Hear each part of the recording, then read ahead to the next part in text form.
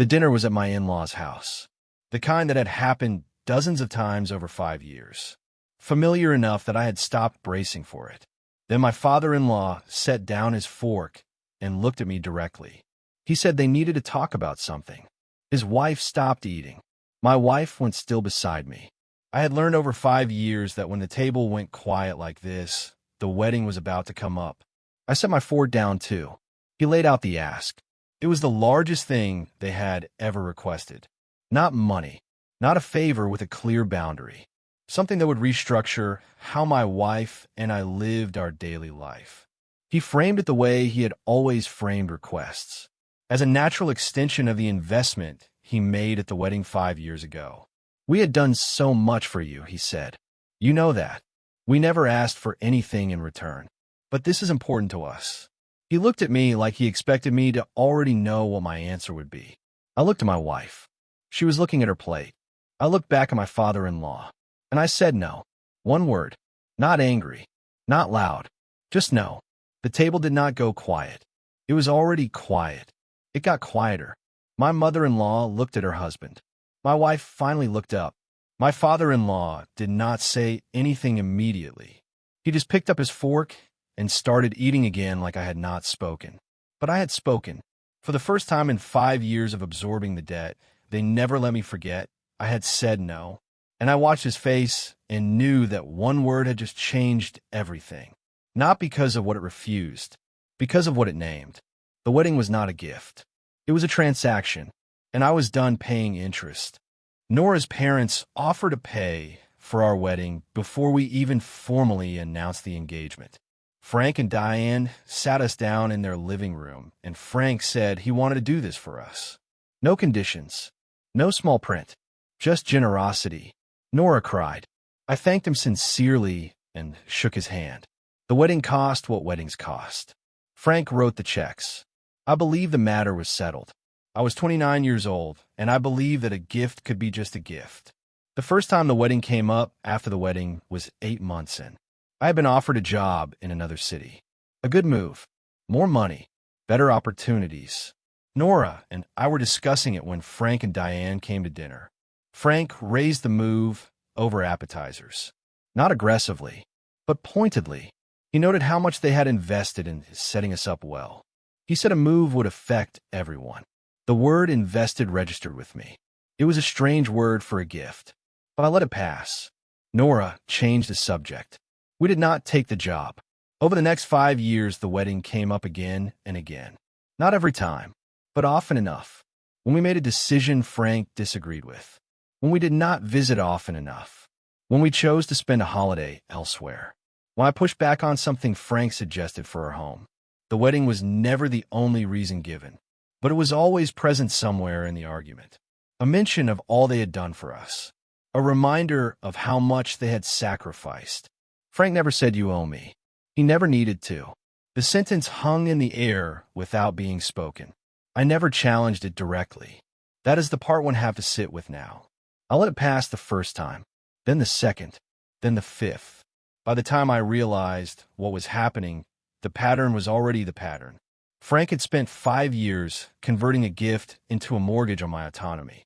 And I had let him, not because I agreed with him, because challenging it felt ungrateful. Because Nora would have been caught in the middle. Because saying no to Frank had never been something I learned how to do. But that dinner was coming. The one where he would ask for something I could not agree to, and I would have to learn. Frank gives well and tracks carefully. Not in a ledger, in his memory and in conversation. He paid for Nora's college. He bought her first car. He co-signed her first apartment. Each of these comes up when Frank needs them to, as evidence of his investment in her life. Not with malice, with a kind of ownership that presents itself as love. I watched him do it for years before the wedding. I told myself it was just how he was. I did not realize I was watching the template for how he would treat me.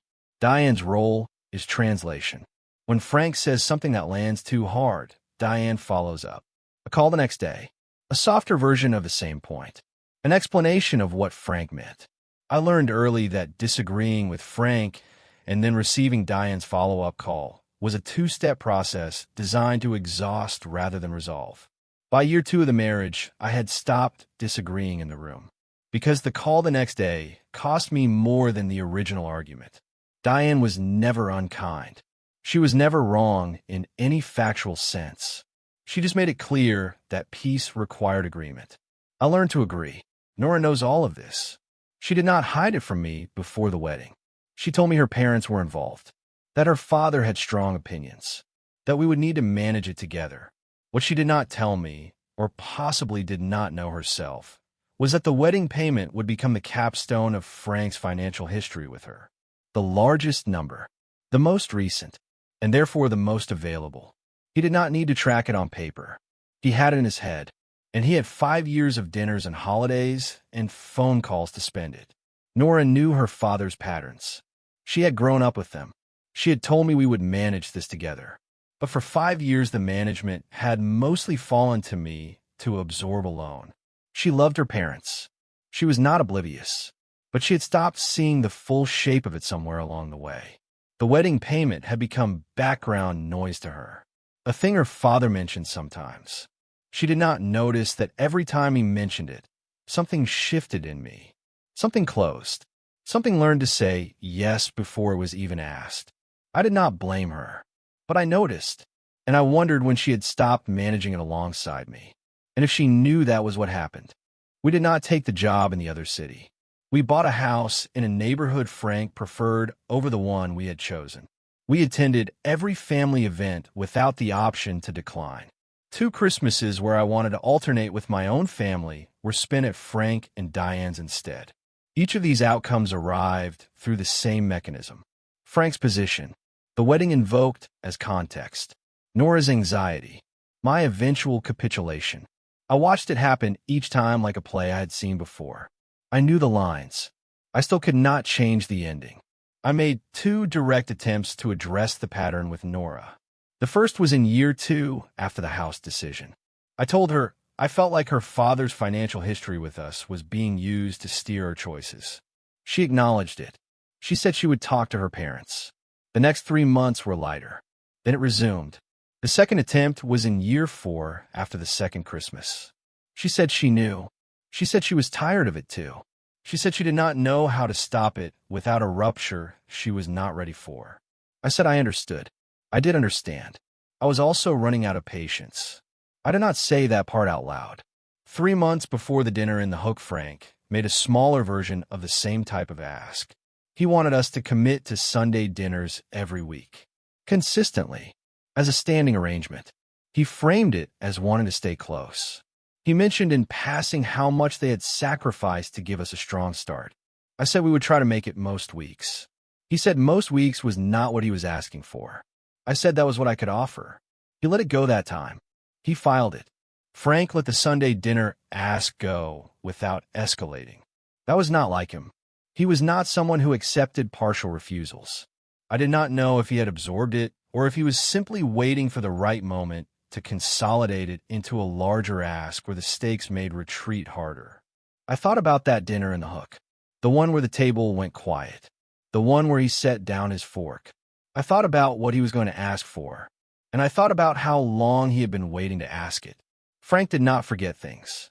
He just put them in the file, and the file was about to be opened. Frank set down his fork and laid out the full ask. He and Diane wanted to move. Not far, 20 minutes from our house. But they wanted to move into a property that would require some financial participation from us. A multi-generational arrangement.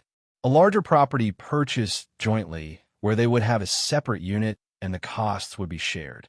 Frank had already looked at properties. He had printed pages. He slid them across the table like he was presenting a business proposal. He made the financial case, the equity we would all build together, how much easier it would be for Nora to be close to her family. Then he said it, the sentence I had been waiting for. He said they spent a significant amount on the wedding and had never asked for anything in return.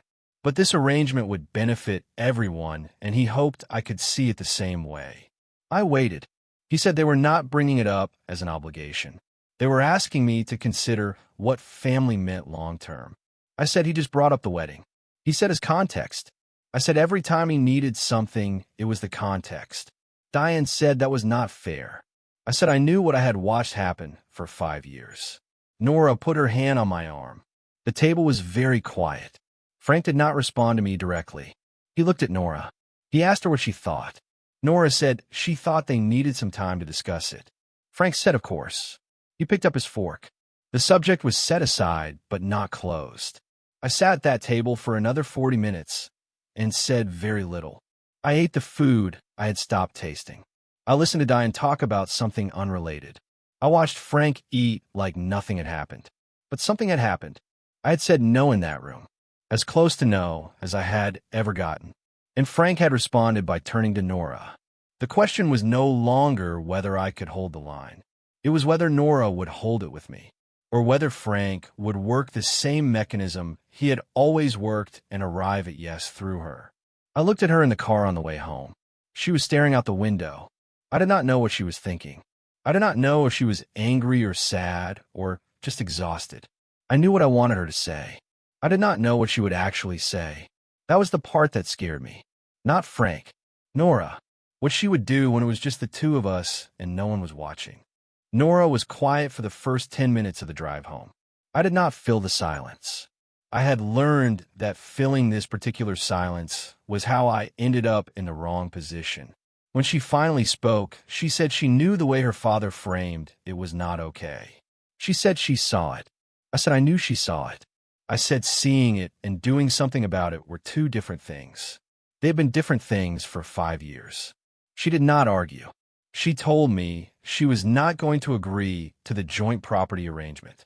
She said it clearly without qualification. I believed her, but I also told her that her saying no to this specific ask did not resolve the pattern that produced it. If we did not address the pattern, Frank would find another vehicle for the same pressure within a year. She was quiet again. Then she said, I know. I asked what she wanted to do about it. She did not answer immediately. She said she did not know how to have the conversation with her father without it becoming a permanent wound. I said I understood that fear. I had respected it for 5 years. I said I could not respect it for 5 more.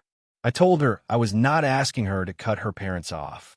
I was asking her to tell her father directly with me present that the wedding was a gift.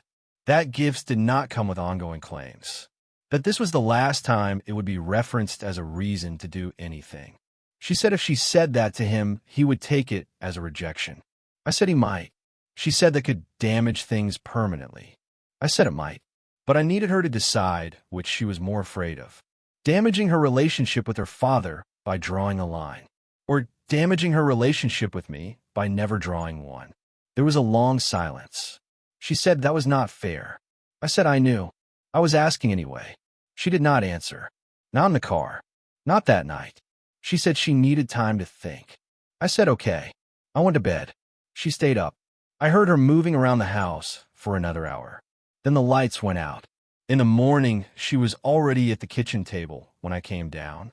She had coffee made. She looked tired. She looked like someone who had been up all night turning something over in her mind. She did not speak immediately. I sat down across from her. I waited. Whatever she had decided, I knew the marriage would be different after she said it. I just did not know which way. Nora took 4 days. I gave her the 4 days without pressure. No follow-up conversations. No asking where she was with it. On the 4th evening, she came to find me and said she wanted to call her parents and ask them to come over on Saturday. She wanted to do it with me present, and she wanted to be the one who spoke. I said okay. I did not ask her what she was going to say. I trusted her to have figured that out on her own. She called Frank that night. I was in the same room, but I did not speak. She told him she and I had talked, and we wanted to have a conversation before anything about the property proposal moved further. Frank said, of course. I could hear his voice from across the room. Warm, assuming the conversation would go his way. Nora's expression did not change. She said Saturday at noon and hung up. She sat there for a moment with the phone in her hand. Then she put it down and looked at me. She did not say anything. She did not need to. On Friday night, I asked if she was sure about what she wanted to say. She told me her position. The property arrangement was not something we could participate in. The wedding was a gift we received gratefully and without conditions attached. We were asking that it not be raised again going forward as a reason to make any decision. She asked if there was anything I wanted to add. I thought about it. Then I said just that I would be there. She nodded. I said she did not have to protect me in there. I was not asking her to run interference. I was asking her to say what was true. She said she knew. I said her father was going to try to make this about me being ungrateful or not understanding how family works. She said she knew what he would do. I said okay. She said she had known her whole life what he did. She just never told him it was not okay. She looked at me. Then she said she was going to tell him. I believed her. Saturday was coming. Frank had 40 years of practice redirecting his daughter. He knew how to make her feel unreasonable. He knew how to frame his position as love and hers as rejection. He had been doing it her whole life. She had never told him it was not okay. Saturday, she was going to tell him. I did not know what would happen when she did, but I knew I would be sitting next to her, and I knew that mattered. Not because of what had changed, because of what it meant, that she was not alone in it anymore, and neither was I. Frank and Diane arrived at noon. Diane had brought food, a container of something she made, the way she always arrived with something, a softening gesture that preceded whatever the visit required. They sat in the living room. Frank was relaxed. He had the settled quality of a man who believed he was about to hear yes. Nora sat across from her parents. I sat beside her. My hands were in my lap. I did not know what I would say if I had to speak. But I did not have to speak. Nora was going to do that. Nora spoke first and did not build toward it. She told her parents they were not going to participate in the joint property arrangement. She said they had thought about it carefully and it was not right for them at this stage. Then she said the second part. She needed to say something about the wedding. She needed her father to hear it. She said he had mentioned what he spent on their wedding more times than she could count. She knew he did not think of it as a debt, but it had functioned as one. Every time a decision did not go the way he wanted, it came up. She had let that happen for 5 years, and she should not have. Frank said he had never asked her for anything. Nora said he asked for Sunday dinners. He asked them not to move. He asked for this. Frank said those were reasonable things to want from your family. Nora said they might be, but the way he asked for them, using the wedding as the reason, was not okay. She needed it to stop. Frank looked at me. He asked if this was coming from me. I said it was coming from his daughter. I suggested he listen to her. Frank said he gave us a start that most people do not get. Nora said she knew. She was grateful. She was grateful. But gratitude did not mean we owed him our decisions for the rest of our lives. That was what she was telling him. A long silence. Diane put her hand on Frank's arm. Frank looked to the table. He did not respond for almost a minute. When he spoke, he said he needed some time to think about what Nora had said. He stood up. Diane collected the food container. They left 20 minutes earlier than planned. I closed the door. Nora stood in the hallway. I asked if she was okay. She said she thought so. She said, "Ask me tomorrow." I did not ask anything else. I just stood there with her. The house was quiet. The food container was gone. Frank's car was already pulling out of the driveway. I did not know if he would come back angry or quiet or pretending nothing had happened. I did not know if Nora would feel relief in the morning or regret. But I knew she had said it. After 5 years, she had said it. And that was not nothing. That was everything. Frank did not call for 11 days. Diane called on day 3. A brief call to Nora, not to me. She said Frank was processing and asked Nora to give him some time. Nora said okay. She did not apologize for what she said. Diane did not ask her to. The call lasted 4 minutes. After Nora hung up, she looked at me and said her mother sounded different. Not cold, just careful, like she was choosing every word. I said that was probably accurate. On day 8, Nora received a text from Frank. It was long. She showed it to me, and I read it over her shoulder. He said he had been thinking about the conversation. He said he did not realize the wedding had been experienced the way Nora described. He said he had never intended to hold it over them. He said he loved Nora and he loved me, and he did not want this to be permanent. He did not say she was right. He did not say he would stop. But the text was genuine in a way that surprised me more than anger would have.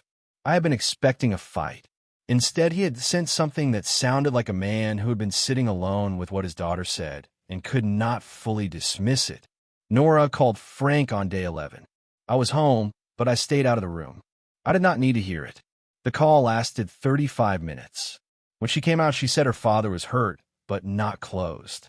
She said he acknowledged for the first time in the conversation that he had a tendency to attach expectations to things he paid for. He said he did not always see it when he was doing it. She said he did not frame this as a full accounting, but it was more than she expected. I asked if she believed him. She said she did not know. She said she wanted to. I said I understood. Frank offered something real, not a full reckoning, but a partial acknowledgement that was more than he had ever given. Nora accepted it, but partial acknowledgements have a way of functioning as enough to reset the clock without actually changing the pattern. I had seen that before, in the years between. A pause, a lighter season, then the same mechanism in a softer form. I did not know if this was different. I did not know if Frank would actually stop or if he would just get better at pretending. But Nora had said what she needed to say, and she had not apologized for it. That was the part one held on to, not his text, her refusal to take it back. That was the thing that might actually change something, not his acknowledgement. Her line. 3 months after Saturday, Frank and Diane came to dinner at our house. Frank brought wine. He did not bring printed property listings. Dinner was unremarkable in the way dinners should be.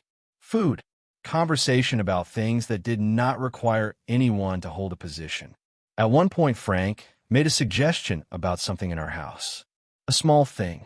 A renovation opinion offered the way fathers-in-law offer opinions. Nora said they would think about it. Frank nodded. He did not follow it up. I noticed the absence of the follow-up the way you notice a sound that has stopped.